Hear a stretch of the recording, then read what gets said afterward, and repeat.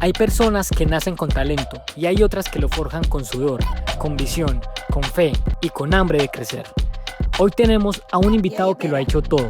Empezó con una máquina de barbería en la mano y terminó sosteniendo un imperio construido con propósito. A sus menos de 30 años, Andrés Franco no solo dirige una academia de belleza reconocida en el oriente antioqueño, también lidera Duquesas Spa, Francos Barbería y DC Francos. Pero su verdadero motor no es el dinero ni el reconocimiento, sino su amor por formar seres humanos completos, su visión de liderazgo consciente y su pasión por transformar vidas a través de la belleza. Este episodio es una historia de coraje, de decisiones arriesgadas, de noches sin dormir, pero también de fe inquebrantable, liderazgo con alma y un propósito claro como el agua. Así que ponte cómodo, conecta los audífonos porque lo que estás a punto de escuchar puede cambiar tu manera de ver la vida, los negocios y a ti mismo.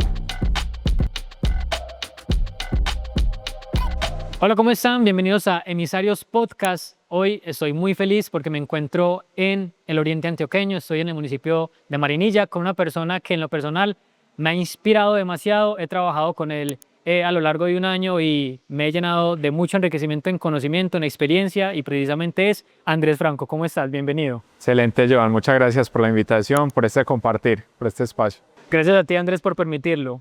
Quisiera que empezáramos esta amena conversación hablando de la industria de la belleza. Para ti, ¿de qué manera impacta la industria de la belleza en el contexto socioeconómico en Colombia y en el mundo? Bueno, socialmente tiene un impacto muy significativo porque Colombia particularmente es muy consumidor de belleza, y el impacto que eso tiene en nuestra cultura a través de la confianza, la seguridad, el autoestima que generamos a través del tema de sentirnos bien con cómo nos vemos, digamos que personalmente y culturalmente eso tiene un impacto muy significativo en lo que somos nosotros los colombianos y en general en el mundo, pero muy marcado aquí en Colombia al ser tan consumidores de belleza. Y económicamente, pues la industria de la belleza aquí en Colombia es una industria gigantesca. Hace unos años yo miraba unos datos donde comparaba la industria global de lo que es belleza, tanto desde la parte de servicios, la parte educativa, la parte de productos, importaciones, todo lo que tiene que ver con belleza, y era demasiado competitivo con industrias que diríamos que son las más grandes aquí en Colombia, como la del petróleo. Entonces, pues da una muy buena posición alrededor del tema de la belleza. Andrés, ¿cuál es el valor real que transmite un profesional en la belleza a sus clientes? Trasciende más allá de una necesidad, trasciende más allá como de quererme cortar el cabello, realmente trasciende a lo que yo siento cuando me corto el cabello, a lo que yo siento cuando me arreglo las uñas, a cómo yo me siento preparado, listo, motivado, confiado, cuando sé que estoy bien organizado para las diferentes situaciones de la vida. Cuando yo motivaba a mis clientes hace unos años, yo pretendía y por molestarles decía como que usted tiene que salir listo si se encuentra el amor de su vida en la esquina, que usted esté lleno de confianza para abordar ese momento, esa oportunidad, y asimismo para temas laborales, temas de todo tipo, sociales, a través de la confianza que uno se recarga sintiéndose bien como se ve. Eso ya tiene un impacto directo en el crecimiento y en el estilo de vida que uno va teniendo y en las relaciones con las demás personas. Sí, creo que eso tiene mucho que ver como con el autoestima, con la seguridad y de pronto el uno sentirse mucho más cómodo por lo que es, por cómo se ve, por lo que transmite hacia los demás. Y creo que el tema de la belleza aquí juega un papel muy importante. Pero más allá de lo estético, ¿qué piensas acerca de cómo la belleza puede llegar a transformar vidas? Por ejemplo, mi historia, donde yo en el colegio inicié por cosas de la vida como barbero, y me entregué a ese proceso, pues yo personalmente he cambiado mi vida y he tenido altos grados de satisfacción con los procesos que yo he recorrido a lo largo de mi vida, acompañado de todo lo que es la belleza, desde barbería, uñas, cejas, pestañas, en la parte de prestar el servicio, en la parte de educar a nuevas generaciones sobre esa profesión, y tener como ese impacto social, económico sobre todas estas personas, un impacto positivo que de una u otra forma y en diferentes grados transforma la vida de cada uno y por ende también la de muchas otras personas que están alrededor de esas otras personas, las familias, los amigos, círculos. Entonces el impacto se va multiplicando y puede verse desde diferentes ángulos: servicios, educación, finanzas, profesionalismo, todo lo que pueda acoplarse alrededor del tema de la belleza. Últimamente, estando en el proceso junto a ti trabajando, pues he conocido clientes, personas que tienen que ver con el mundo de la belleza y he podido percibir que les va muy bien. Sin embargo, quisiera que tú nos contaras cuál es la diferencia que según tu percepción clasifica o diferencia una persona que trabaja en el área de la belleza con un verdadero profesional integral en este mundo. Yo considero que tanto en esto de la belleza como en cualquier otro oficio, cualquier otra profesión, a uno le puede ir bien o le puede ir mal. Entendiendo que de pronto cuando te está yendo mal, no significa que ese sea como la conclusión. Ese de pronto muchas veces es el proceso que uno tiene que transitar para que después le vaya bien. Y ahí uno tiene que tener la paciencia y eso aplica en la belleza o aplica en cualquier otra cosa. Pero todo está a través de la construcción personal.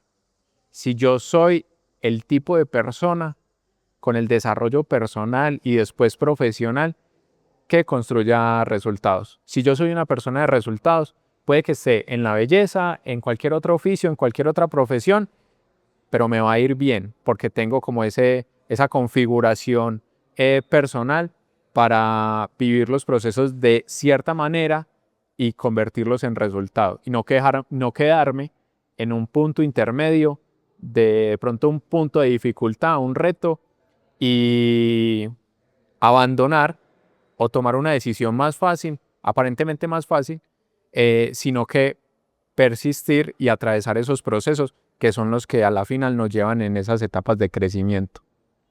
Ok, Andrés, una de las cosas que, bueno, de muchas de las cosas que me causa admiración es verte como un líder que ha creado tanto su barbería como su spa y tener una gran sede ahora en Marinilla de una academia de belleza. Ahora eres todo un empresario. Quisiera que nos contaras quién era Andrés antes de ser el empresario que conocemos hoy. A ver, ¿quién era Andrés? Yo considero que es que uno ya lo empieza a simplificar mucho. Pues yo creo que era una persona con la intención de hacer las cosas bien, con muchos desconocimientos, con muchas dudas, con muchas incertidumbres de pronto cómo tenía que hacer las cosas, cómo se debían de hacer o cuál era el siguiente paso, pero sí con una buena intención, con, con esa determinación de hacer las cosas bien. Y eso me iba llevando, me iba abriendo el camino, me iba iluminando el camino y, y simplemente entonces cuando inicié como con esa buena intención, todo se ha venido dando. ¿En qué momento de tu vida supiste que querías no ser solo un barbero, sino ser un profesional en la belleza? En el colegio. En el colegio yo tenía varias figuras de liderazgo. Fui personero, siempre fui como representante estudiantil, tuve IFES altos. Entonces cuando me iba a graduar, yo decidí seguir por la rama de la barbería. Yo ya me desempeñaba como barbero medio tiempo, entonces decidí seguir, pero como mis directivos, padres, familiares, profesores me decían, ¿y usted no va a entrar a la universidad? Porque creían que era como el camino lógico que yo debía tomar. Eh, entonces yo me lo cuestionaba y en ese cuestionamiento llegué a la conclusión de que yo sí iba a ser un profesional, pero lo iba a hacer en barbería. Y eso fue de pronto lo que sembró esa semilla de determinación de no ser un barbero más, sino ser un barbero profesional. Cuéntanos un poco de esa transición que tuviste ya siendo un barbero profesional a lo que siguió, que fue la creación del Grupo Empresarial Francos. Realmente no fue algo que yo tuviera visualizado claramente con años de anterioridad. Fue algo que fue surgiendo a través de la entrega en presencia de cada momento y cada etapa.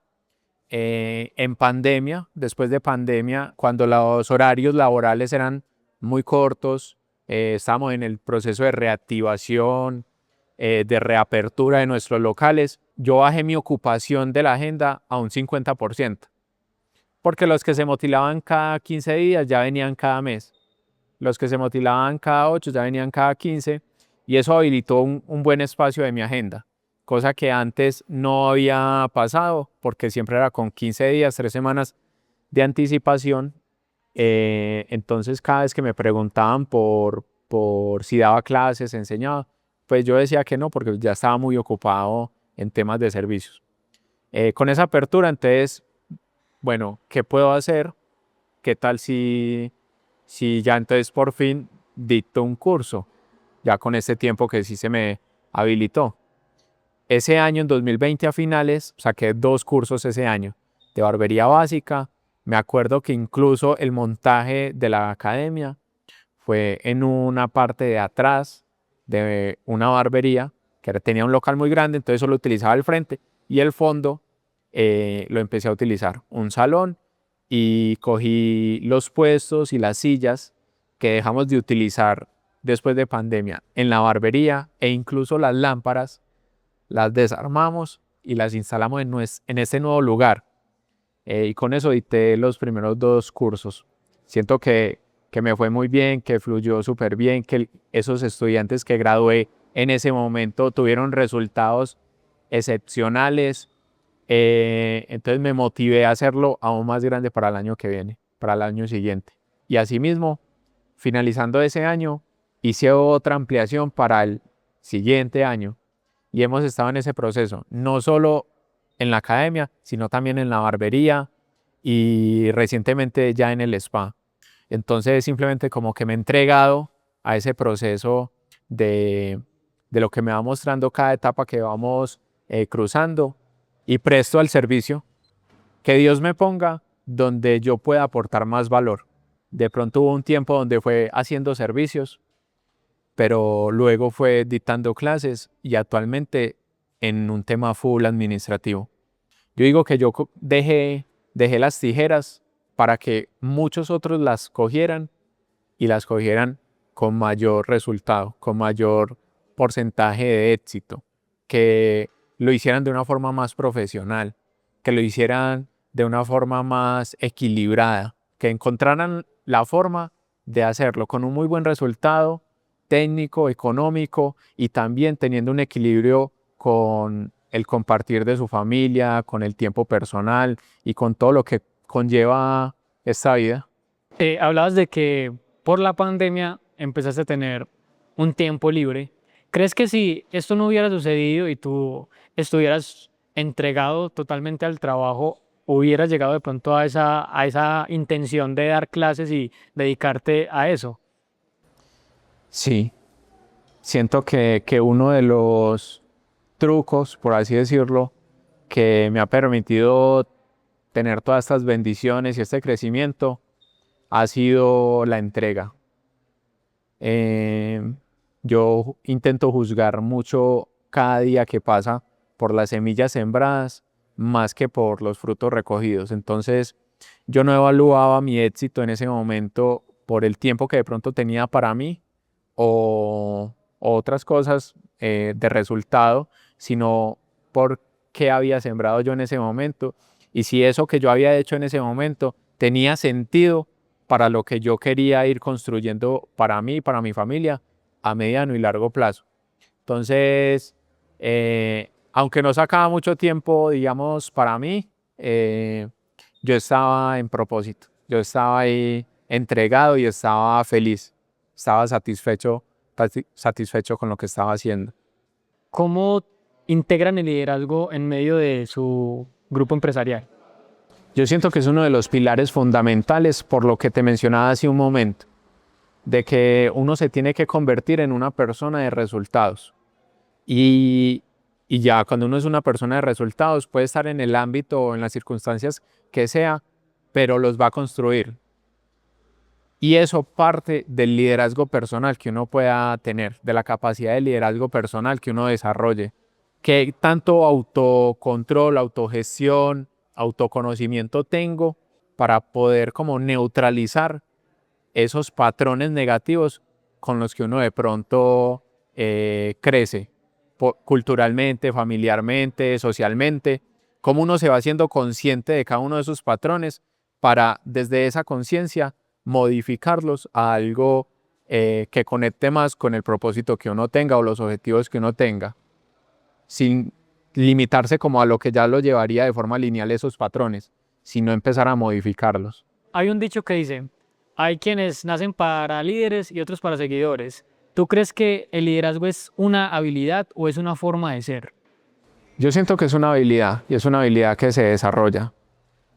Asimismo, como hay dichos que afirman como que hay personas que nacieron para emprender y otras para trabajar.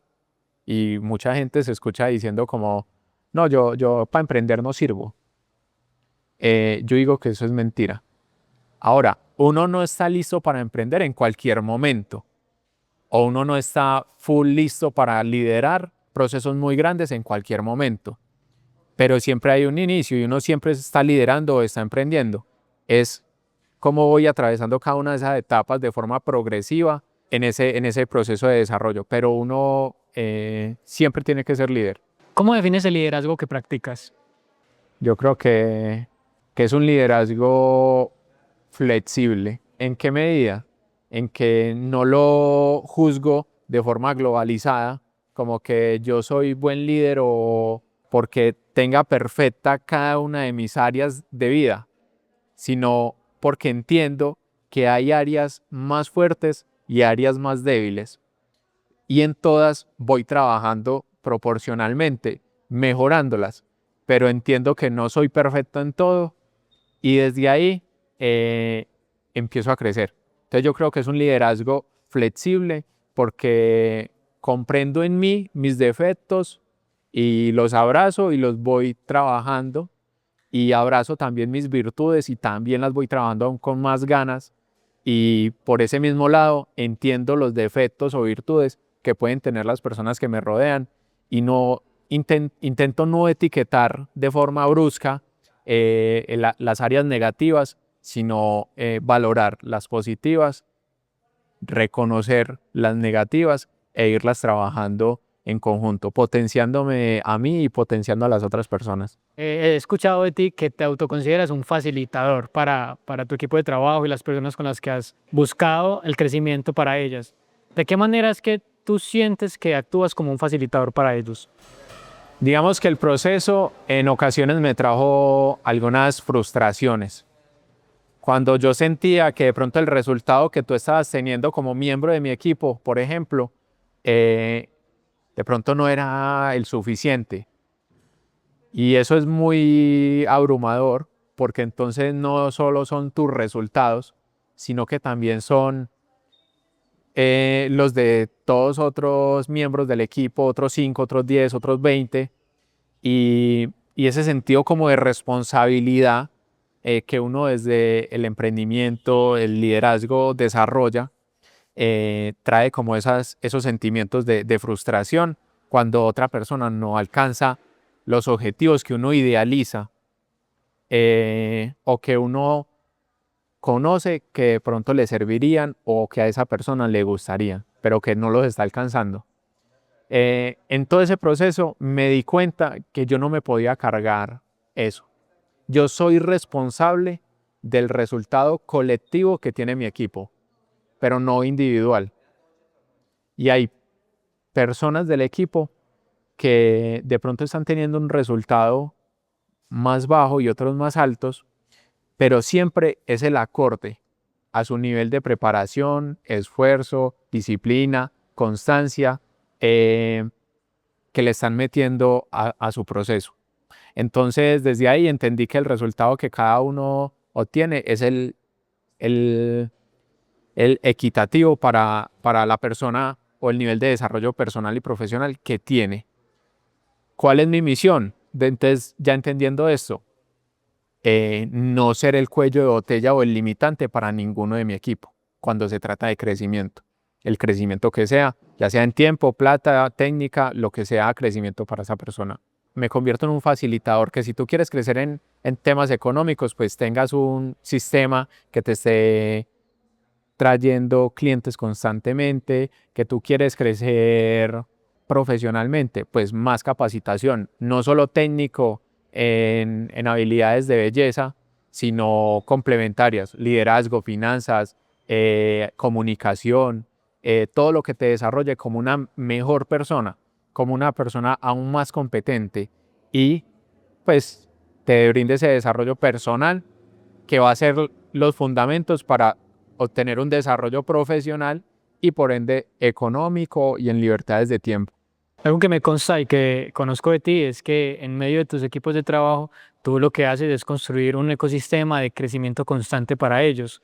Me gustaría que nos contaras cómo es que, en especial en las barberías, tienes un sistema de crecimiento, de escalonamiento para los diferentes roles de tu equipo de trabajo.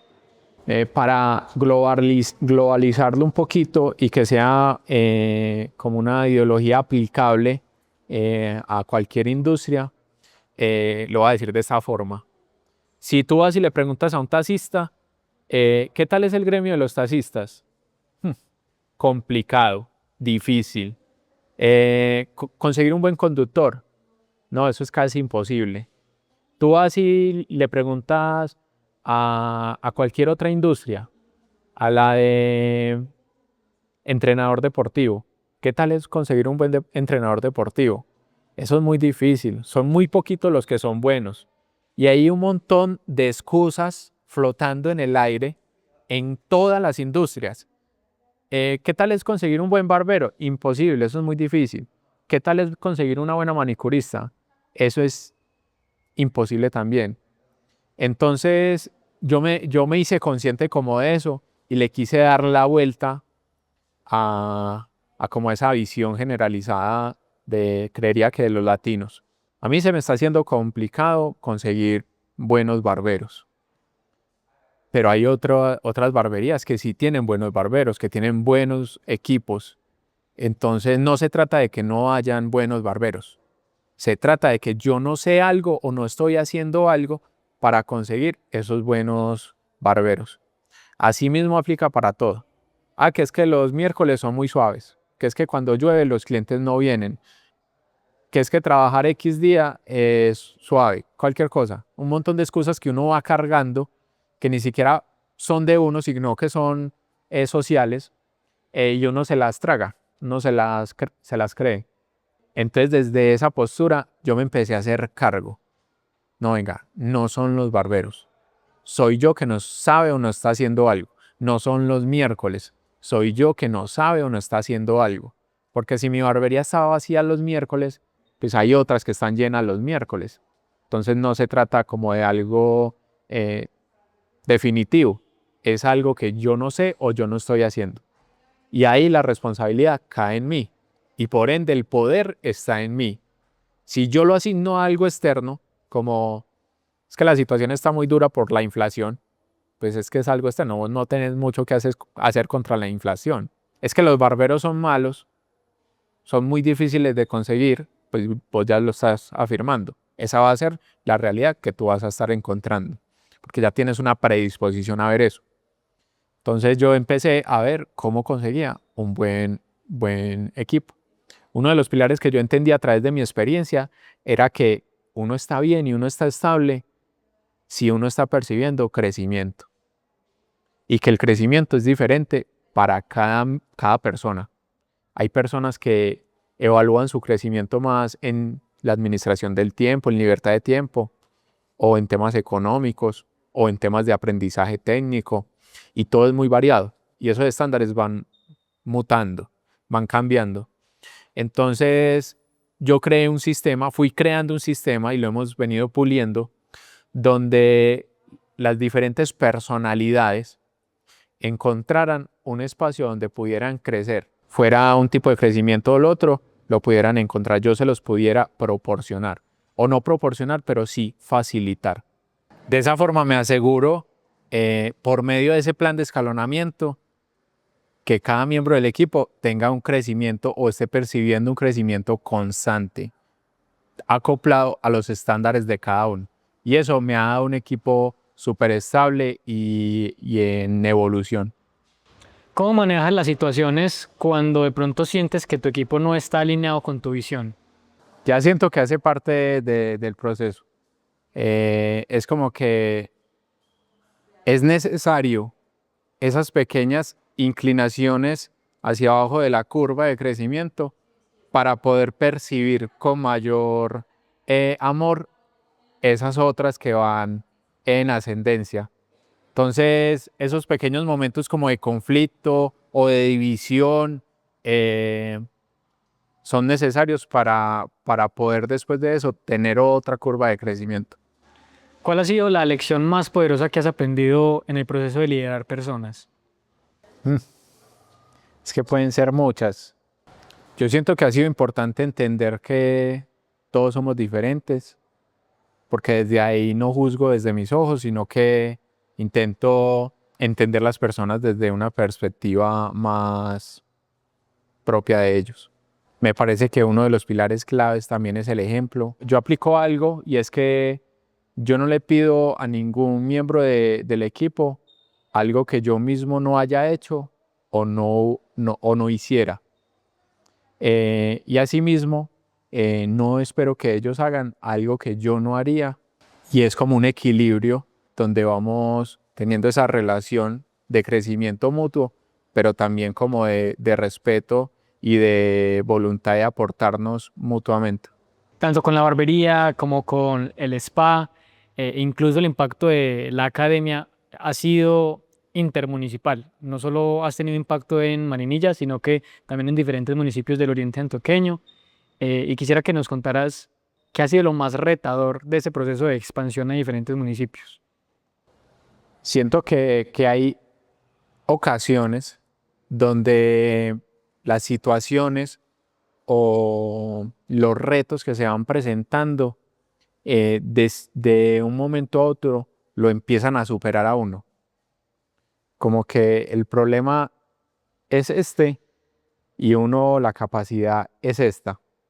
Entonces es un momento muy teso porque si bien aprende uno a mirar ese momento a largo plazo con amor, en el momento donde uno se está sintiendo como desbordado por alguna situación, que suele pasar mucho con los procesos de expansión y crecimiento, es muy retador porque es como ese momento de esto me está superando, me empiezo a estresar, me agobia, empiezo a caer como en la ansiedad de pensar en bucle, cómo lo hago, por dónde, qué hago con esto, tin, tin, tin, tin. Entonces yo creo que eso es como lo más complicado, jugar como con ese equilibrio psicológico, emocional, para llegar a entender que eso es simplemente momentáneo y que desde la confianza y la certeza de que uno esté haciendo las cosas bien, pues eso va a tener un buen resultado. Aunque la mente a uno le dibuje y le imagine un montón de panoramas de pronto negativos. La confianza le va dando a uno como esa certeza o el proceso, el camino, la experiencia, le va dando a uno esa certeza de que esos momentos son simplemente parte del proceso y que de una u otra forma uno los va a ir superando. Y que por ende, aunque en ese momento parezcan muy difíciles, digamos, en 2, 3 meses más o en un tiempo más, pues ya no va a ser un conflicto. Yo te pongo un ejemplo aquí. Yo a finales del año pasado te mencioné que yo había hecho un sobreendeudamiento. Entonces yo en este momento consideraba que yo tenía las puertas de crédito ya copadas, cerradas. Y toda esa infraestructura que creamos pues ha sido muy demandante en muchos aspectos y también económicamente. Pero ya como que lo tomé con tanta paz que yo sabía, de una u otra forma esto se da.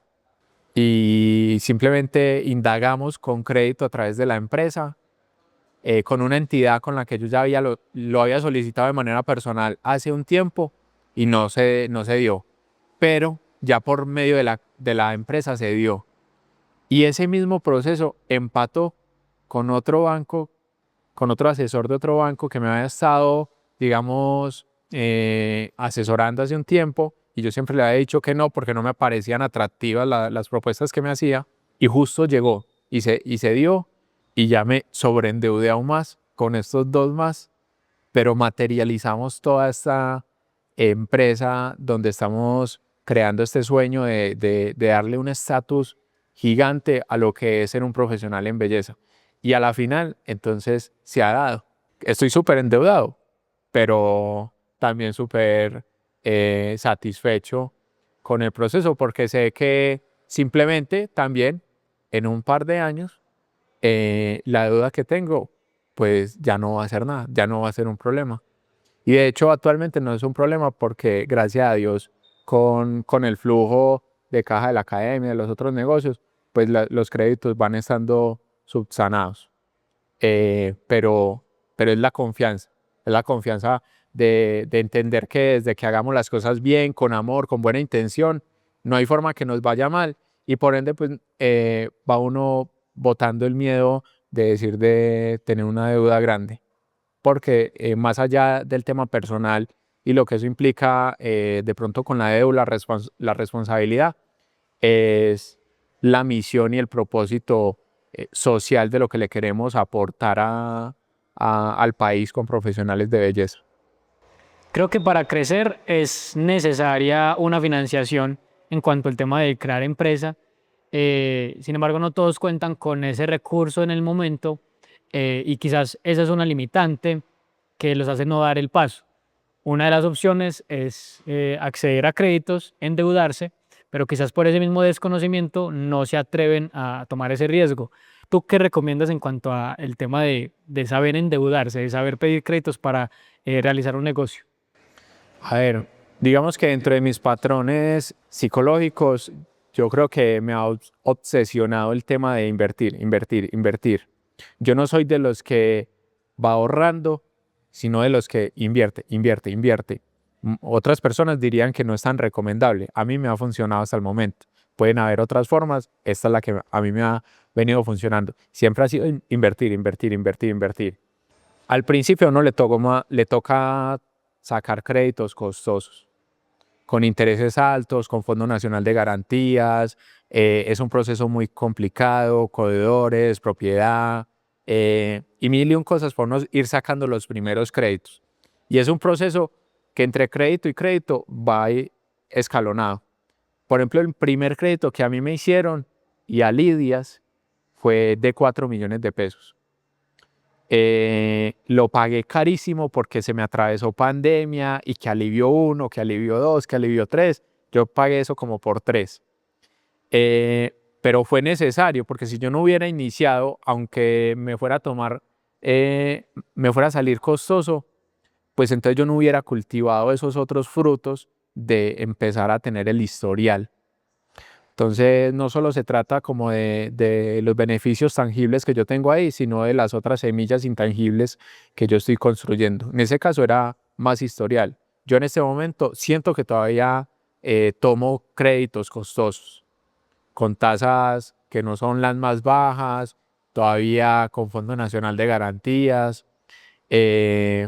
pero lo tomo porque entiendo que no solo es la financiación que yo voy a recibir en ese momento, sino seguir abriendo puertas para que cada vez esa opción sea a intereses más bajos, de montos más grandes, sin Fondo Nacional de Garantías, que es simplemente parte del proceso. Pagar lo costoso es parte del proceso. Entonces, el consejo es básicamente, si usted tiene dónde invertir esa plata, saque el monto que le den, láncelo a plazo máximo para que usted conserve esa capacidad de endeudamiento lo más alta posible y simplemente si lo quiere pagar más rápido y tiene la forma, pues lo paga más rápido, pero siempre sáquelo a plazo máximo, eso le da también más capacidad de un monto más alto, le deja las puertas un poco más abiertas para otro crédito, de pronto en unos meses más cercanos, y métase, métase. Yo empecé con mi primer crédito fue a finales del 2019. Bueno, apenas llevamos 5 años y unos meses y ya en ese proceso hemos ido escalonando como esa capacidad de endeudamiento, que siempre es un apalancamiento muy importante. Muchos años estuve que quería una moto, que quería cambiarla, que esto, que lo otro, pero ahora como de pronto no la necesito, tin, y lo postergaba y me dejaba de últimas. Entonces hubo un momento donde tomé la determinación, no, pues, voy a dejar de dejarme de últimas y me voy a comprar la bendita moto que quiero y saqué un crédito, me la compré y muchas veces, o al menos bajo mis patrones, que no soy tanto de ahorrar, sino de invertir constantemente, pues se me hubiera dificultado reunir la plata para comprármela. Y entonces ya terminé de pagar ese crédito y tengo la moto y hice como ese escalonamiento a otra cosa que quería y ya. ¿Cómo manejas las deudas buenas y quizás esas deudas a las que accedes por otras cosas que quizás no te generan un dinero como tal? Yo siento que todas las deudas que he sacado me generan un retorno. Por ejemplo, la moto se es catalogada como un pasivo, como algo que me saca dinero, que no me aporta dinero. Pero puntualmente en el caso mío, la moto entra a aportarme, porque no solo es un tema de medir los tangibles, de cuánto me da de retorno en dinero, esta inversión que va a hacer en comprar esta moto, sino que también hay un montón de conceptos un poco más abstractos y es, por ejemplo, yo personalmente, cómo me siento teniendo mi moto, cómo se me hace más cercano desplazarme hacia las otras sedes, cómo me implica menos de tiempo, cómo se me es más fácil. Y entonces percibiendo los otros municipios o las otras ciudades más cerca, más cómodo, sintiéndome mejor en mi moto, eso que entra a aportarme a mí personalmente. Y entonces eso cómo se ve reflejado también en los negocios. Yo siento que si yo no hubiera tenido la moto, la sede de La Ceja me hubiera parecido muy lejos y por ende complicada logísticamente. Entonces, ahí la moto, aunque es un pasivo, también entra a aportarme. En este momento pienso vender la moto para comprarme un carro porque quiero tener como esa cercanía y la comodidad para llegar a Medellín y tener como la comodidad de voy a arrancar para Medellín y arranco. Adicional por temas de seguridad, entonces muchas veces de pronto termino andando en la moto muy cansado y microsueños y entonces sí, como por seguridad voy a hacer el cambio a carro, por seguridad y comodidad. Y yo sé que eso va a entrar a aportarme, aunque sea un pasivo aún más grande, aunque me vaya a costar más, me vaya a gastar más, yo sé que me va a entrar a aportar más, porque me va a poner a Medellín, donde tengo planes de otros proyectos, mucho más cerca, mucho más cómodo, mucho más tangible. No solo viajando yo solo o yo y otra persona, sino viajando varios. Por lo que entiendo es evaluar si esto que voy a adquirir a través de una deuda realmente me va a aportar en mi proceso, en mi cotidianidad laboral y me va a facilitar también el proceso en diferentes aspectos. Y si hay un aporte, pues no va a ser un gasto como tal y va a facilitar que realice mis tareas de mejor manera. Yo pienso también que en medio de todo este proceso de altibajos, de deudas, de quizás de trabajar con tantas personas, con tantos proyectos, traen sus dificultades. Y por eso quisiera preguntarte si en algún momento de tu vida te has sentido derrotado, te has sentido perdido, te has sentido de pronto sin ver alguna salida. Hmm. Han habido momentos de pronto angustiantes, retadores. Por lo general me conocen como una persona muy tranquila. Entonces sí han habido momentos como un poco más tensionantes, más retadores, pero nunca como desmotivadores. Han sido antes como jue madre, ¿cómo hago eso? Y yo creo que atravesar todos esos momentos han sido los que me han dado como ese crecimiento personal y profesional digamos, hemos tenido en estos años. ¿Cómo manejas la frustración y el cansancio? Yo hace un año identifiqué que dentro de mis patrones, la administración que yo le daba al estrés era a través de ansiedad, pensamientos en bucle, intentándome desde la postura de hacerme cargo. Si se presentaba una situación importante, yo era de los que me trasnochaba toda la noche maquinando cómo le doy solución a esto. Y claro, al otro día o a la otra semana yo llegaba con un plan de la A a la Z para implementarlo y todo. Entonces ha sido algo que me aporta y que desde que identifiqué que ese sentido de responsabilidad también se veía como con un reflejo de ansiedad, pues me he hecho un poco más consciente y lo he estado gestionando, tomando la parte positiva y neutralizando esa parte negativa. Y yo creo que cada vez en el proceso uno se va volviendo como más, es como el crecimiento de la capacidad de gestión que uno tiene y, y como la capacidad la capacidad resolutiva. Hay veces o al principio del proceso, un problema de cientos de miles de pronto me superaba, pero de pronto ahora un problema de millones lo soy capaz de gestionar.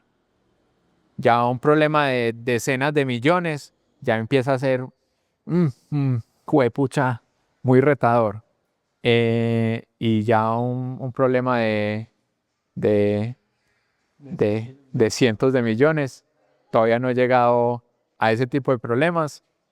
En algún momento llegarán, pero serán la puerta para construir esa versión que sea capaz de gestionar ese tipo de situaciones y aumentar esa capacidad de gestión y resolución, que a la final eso es lo que somos los emprendedores, unos creadores de soluciones. ¿Qué significa para ti tener propósito en la vida?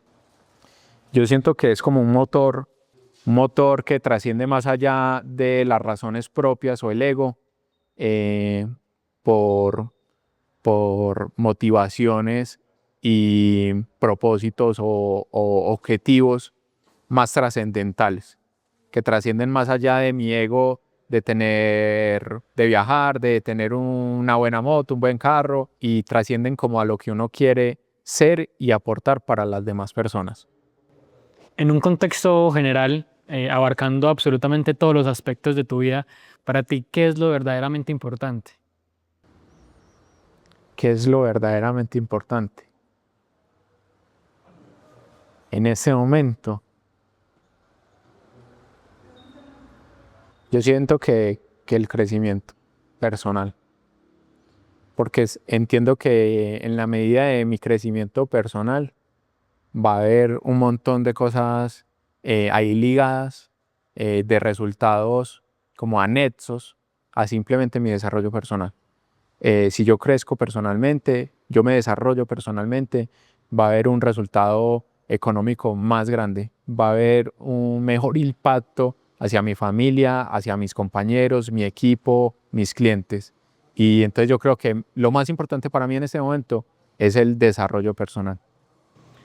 Precisamente creo que el desarrollo personal es algo que poco a poco tiene más fuerza en un contexto global en cuanto a la sociedad. Siento que sea por moda o sea por lo que sea, el tema del desarrollo de conciencia, del liderazgo, de la autoobservación, del actuar desde la autenticidad, del quererse, del amor propio, en fin, todos estos temas han sido cada vez más adoptados. Me gustaría que, teniendo en cuenta de pronto esto, ¿qué papel sientes que juega la industria de la belleza en este momento, teniendo en cuenta que la sociedad está como cada vez más abierta a un desarrollo de conciencia? ¿Cómo la belleza puede ser concebida en este momento? Yo siento que la belleza no es como un medio, sino como que es un resultado indirecto de ese desarrollo de conciencia. En ese desarrollo de conciencia, el amor propio, la admiración hacia los demás también, la visión de la vida más positiva, hace que yo de por sí ya sea más bello. Y cuando yo me percibo y mi autoconcepto es como alguien más valioso, bello, eso se ve reflejado en físicamente, porque a la final esa belleza es solo como un reflejo de lo que uno es y piensa por dentro.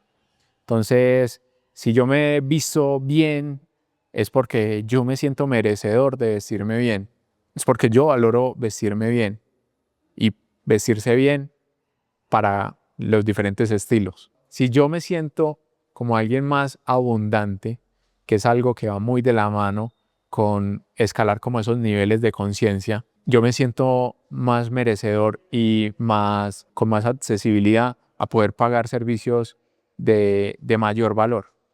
A no solo limitarme a algo básico o algo simplemente funcional, como cortarme el pelo o ponerme una camisa X y un pantalón X, sino que si yo me siento abundante, merecedor a través de escalar esos niveles de conciencia, eso se va dando. Y entonces físicamente eso se va dando. Como en general la humanidad ha venido y sigue escalando poco a poco en promedio esa vibración y esos niveles de conciencia. Entonces yo creo que de la mano de eso también está como el auge que ha venido teniendo la belleza. No como el motor que promueve eso, sino como un resultado de esa evolución y de ese crecimiento que ha tenido el proceso de conciencia colectiva. Hablando nuevamente de todas las personas que trabajan en la industria de la belleza, según tu percepción y tu análisis, ¿qué es lo que has visto que hace falta en los profesionales de la belleza? Tomarlo más profesionalmente. Tomarlo más profesionalmente porque eso puede ser tan profesional como cualquier otra cosa, como un abogado, un contador, un médico, pero esto desde cómo lo tomemos. Hay muchas personas que lo toman de una forma muy express o que sienten que con saber hacer el servicio bajo unos estándares ya buenos, ya basta. Pero también ellos mismos se darán cuenta que no les da los resultados que de pronto aspiran. Y es porque hay que tomarlo de forma profesional y que con procesos de 5 meses, de un año, de procesos empíricos, con poca inversión, pues no van a desarrollar eso tan rápidamente. Y que ese no es el techo de lo que es ser un profesional en belleza. Ser un profesional en belleza se construye con inversión, con educación, con habilidades, con esfuerzo, con dedicación, como cualquier otra profesión. Cuando yo hago y atravieso ese proceso, pues los resultados son paralelos a como ese nivel de preparación, esfuerzo, inversión. Entonces, si hay muchos que de pronto invierten 500.000 pesos en un curso y invierten 3 meses y ese ya se convirtió como en su techo. Pero si lo miramos de una forma como analítica, si tú inviertes 500.000 pesos en toda tu formación sobre lo que vas a ejercer, ¿será que cuánto vas a ganar mensual? Si tú inviertes en una carrera que vale 10 millones y que toma un poco más de tiempo, es porque cuánto vas a ganar. Si tú tomas una carrera de 5 años y que vale 100 millones, 200 millones, pues cuánto vas a ganar. De pronto no inmediato, pero también es ese proceso de ir escalando. Y la belleza, la barbería, las uñas, las cejas, maquillaje, también pueden ser carreras a las que yo les puedo invertir y ellas me van a multiplicar esa inversión que yo haga. Si yo le invierto 500.000, me multiplican 500.000. Si yo le invierto 10 millones, me multiplican esos 10 millones. Ya la variante que juega ahí es el tiempo. ¿Tú qué quieres hacer? Entonces, para mí lo que falta es como esa visión de profesionalismo en el campo. Invertir en conocimiento. He escuchado una frase que dice algo parecido a invertir todo lo de los bolsillos en mi mente y la mente luego se encarga de llenarme los bolsillos nuevamente. Vaciar mis bolsillos en mi mente y mi mente llenará mis bolsillos. Exactamente. ¿Qué consejo le darías a una persona que en ese momento quiere ser profesional y emprender en el mundo de la belleza y quizás no sabe cómo? Bueno, lo primero es que entienda que realmente la oportunidad es gigantesca. y que uno aquí puede hacer cosas impresionantes. No solo se limita a tener unos clientes, 4 paredes, una silla y un ingreso, sino que trasciende a una profesión que nos puede permitir viajar por todo el mundo.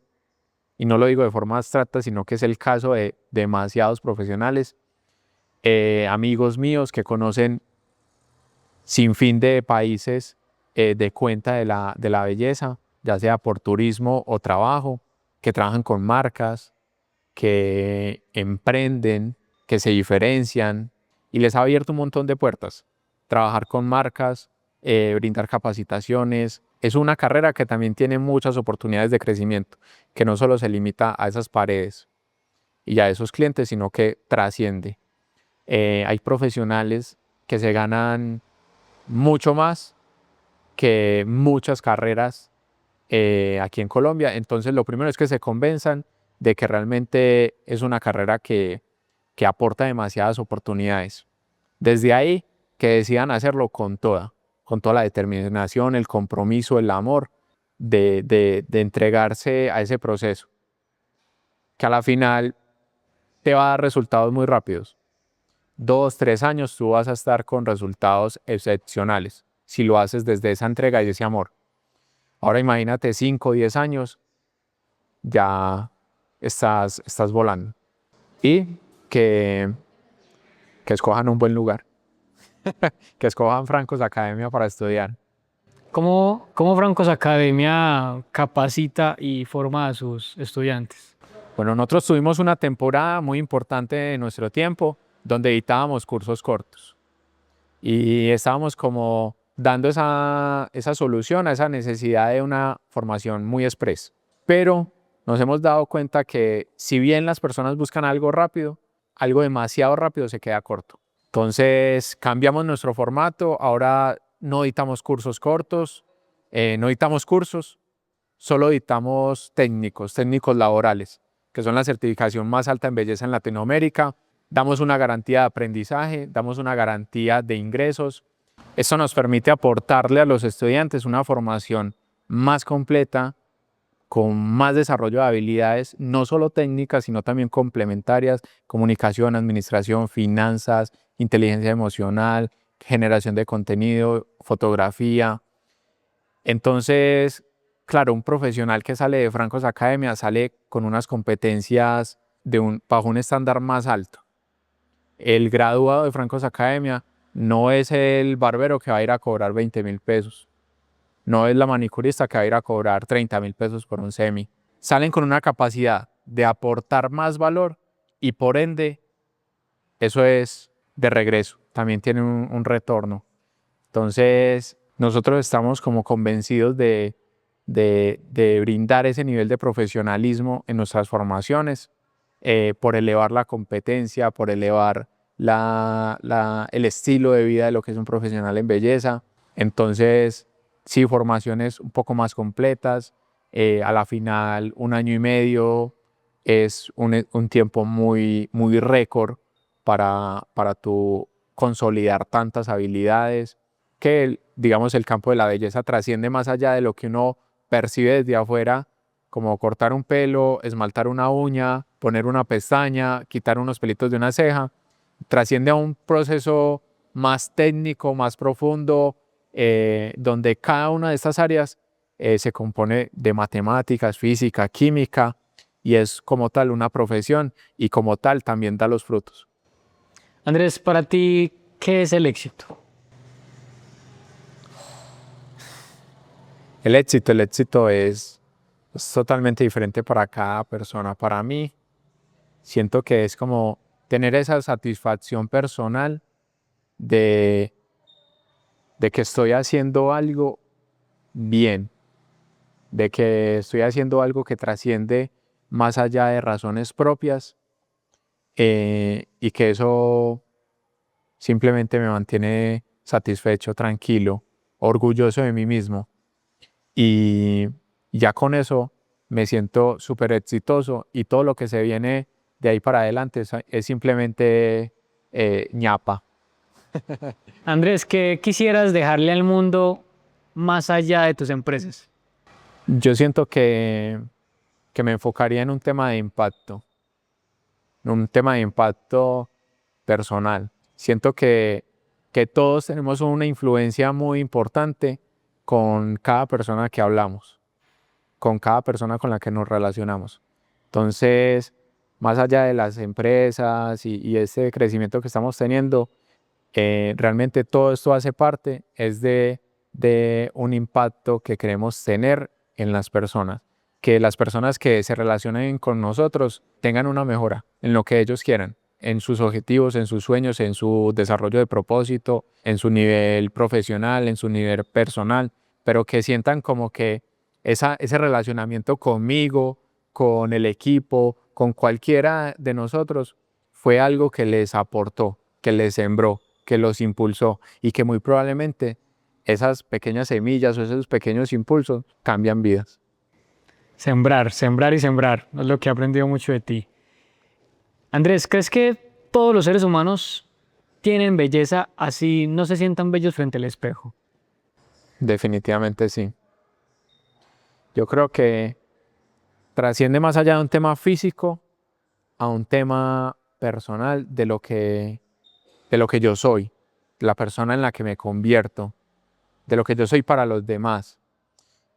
El tema físico es simplemente un impacto momentáneo. Es algo donde yo me siento atraído o retraído de alguien, pero es algo muy momentáneo. Realmente lo que trasciende y lo que queda siempre es la esencia de cada persona. ¿Qué crees que pasaría en el mundo si todos nos sintiéramos verdaderamente bellos por dentro y por fuera? Yo siento que sí habría un cambio importante, porque no es lo mismo como yo soy lleno de confianza a como yo soy con un montón de inseguridades. Yo siento que eso sería las puertas a despertar y a explotar el potencial que cada uno tenemos. ¿Qué le dirías a una persona que sea muy insegura de sí mismo, que no se sienta bello? Intentaría profundizar un poco y hacerlo ver alguna belleza de la que no es consciente, para que desde ahí parta como el primer paso de confianza, de autoestima, de valor, para ir luego descubriendo las demás. Cuéntanos, ¿cuál es la visión que tienes con tu grupo empresarial Francos? ¿A qué quieres llegar?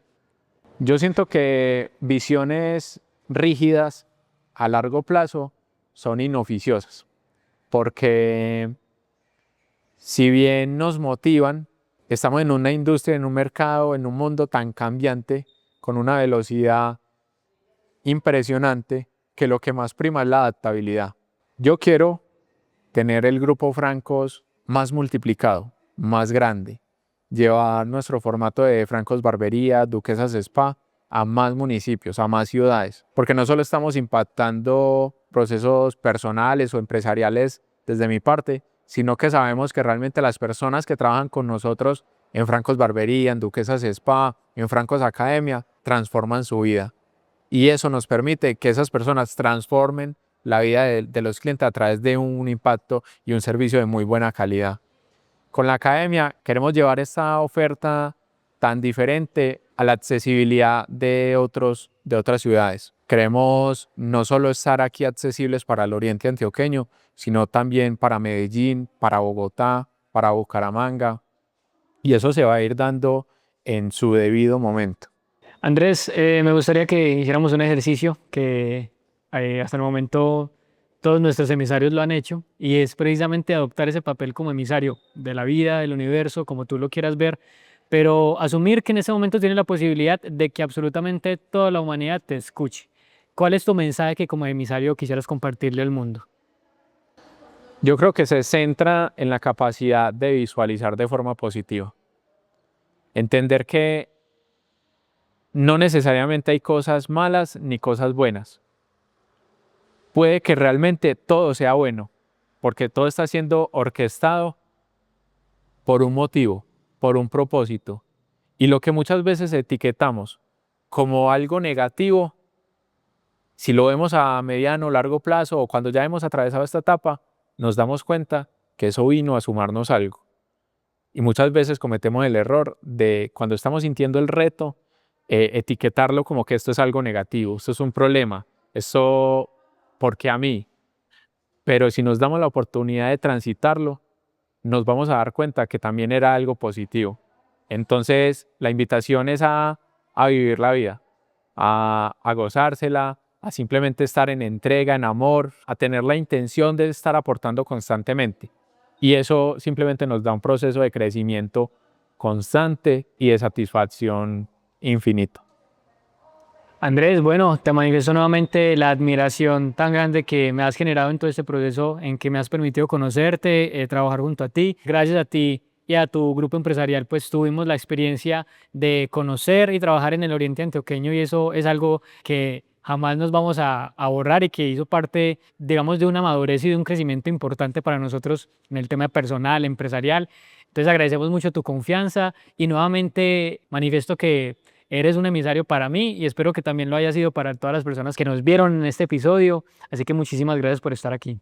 Gracias a ti, Joan. La admiración es mutua realmente y me parece que también has sido un emisario para mí. Han habido frases, momentos tuyos y de David que han sido claves e incluso han sido de las pocas personas con las que de pronto me han visto en una etapa más emocional de mi proceso.